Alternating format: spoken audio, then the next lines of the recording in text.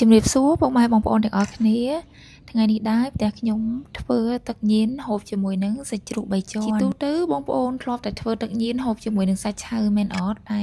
ថ្ងៃនេះបងប្អូនខ្ញុំមកបង្ហាញពីរូបមន្តធ្វើទឹកញៀនឆ្ងាញ់ហើយបងប្អូនអាចហូបជាមួយនឹងមាន់ស្ងោរឬក៏សាច់ឆ្អិនដូចជាក្បាលជ្រូកសាច់ជ្រូក3ជាន់បកាស្ងោរឬក៏ប្រភេទសាច់ឆ្អិនអីបងប្អូនអាចហូបបានទាំងអស់ត្រីចៀនត្រីអីហ្នឹងបងប្អូនអាចហូបជាមួយបានទាំងអស់បងប្អូនមិនចាំបាច់ថា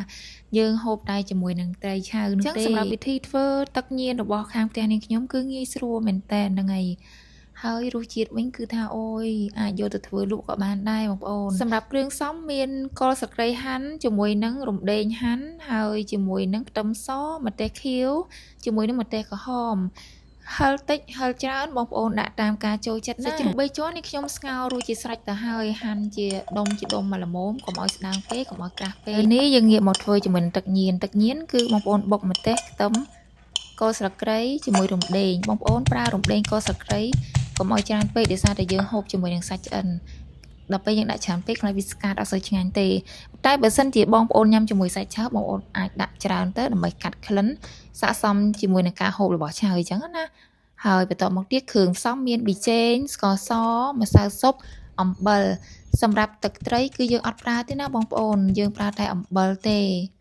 ហើយចំណុចពិសេសមួយទៀតដែលធ្វើឲ្យទឹកញៀនយើងកាន់តែឆ្ងាញ់នោះគឺសណ្តែកដីបងប្អូនត្រូវទិញសណ្តែកដីដែលថ្មីហើយគេទំលីងអូយអាហ្នឹងហើយដែលធ្វើឲ្យទឹកញៀនយើងគឺមានក្លិនឈ្ងុយហើយសម្រាប់ក្រូចឆ្មាបងប្អូនប្រើជាមួយនឹងក្រូចឆ្មាតូចក្រូចឆ្មាខ្មែរយើងនោះអីដាក់ទៅគឺឈ្ងុយតែម្ដងហើយកុំភ្លេចណាបន្ថែមជាមួយនឹងទឹកកុំឲ្យទឹកញៀនរបស់យើងវាខាប់ពេកបងប្អូនបន្ថែមជាមួយនឹងទឹកដើម្បីឲ្យវាមានភាពរាវល្មមបងប្អូនចូលចិត្តខាប់ជាងហ្នឹងក៏បានដែរប៉ុន្តែនាងខ្ញុំចូលចិត្តប៉ុណ្ណឹងដោយសារតែខ្ញុំទុកមកសន្ទុះទៀតគឺវារីស្តេកដីគឺធ្វើឲ្យទឹកហ្នឹងកាន់តែខាប់ជាងហ្នឹងទៀតហើយអញ្ចឹងឃើញថាតំណងអត់បងប្អូនទាំងអស់គ្នាគឺឆ្ងាញ់មែនតែនឥឡូវរួចរាល់អស់ហើយឃើញអត់បងប្អូនភ្លក់យករសជាតិជូរប្រៃផ្អែមហឹរអីចឹងទៅណាហើយបងប្អូនមកមើលនាងខ្ញុំខ្ចប់ហូបអូយជាមួយនឹងត្រួយកធំទេខ្ចីស្ពៃខ្មៅហើយជាមួយនឹងជីអាណាបងប្អូនអើយហើយសម្រាប់បន្លែបងប្អូនចូលចិត្តអីដាក់នឹងបន្ថែមទៀតទៅណាបងប្អូនសម្រាប់ទឹកញៀនដូចជាអត់រើសបន្លែទេគ្រាន់ថាបន្លែដែលត្រូវគឺស្ពៃល្វីងឬក៏ស្ពៃខ្មៅនឹងហើយគឺរៀងត្រូវជាងគេហ្នឹងហើយឬក៏ស្រុកបងប្អូនហៅដូចជាស្ពៃហាងអីបងប្អូនទាំងអស់គ្នាសម្រាប់ផ្ទះខ្ញុំហៅស្ពៃខ្មៅអញ្ចឹងណា